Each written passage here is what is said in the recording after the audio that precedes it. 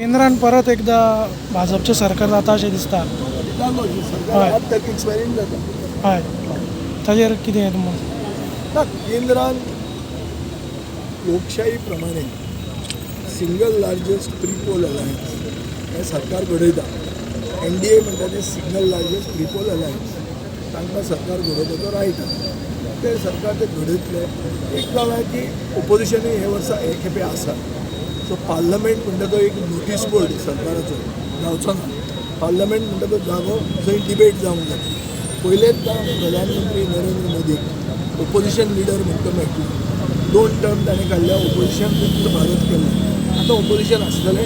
Opposition लोकां खातीर झगडटलें आनी लोकशाही आमची वायब्रंट जातली. World's largest democracy should have a vibrant democracy where the constitution is respected, democratic process is respected, and the voice of the opposition is respected. You may have your way, but the opposition should have their say. वो concept हा आणि वो concept मानून घ्या. तांकां majority आहा तांणी सरकार करूंक सरकार जातलो. तो सरकार कितलो स्टेबल आसतलो, कितले पुल्स एंड प्रेशर्स आसतले.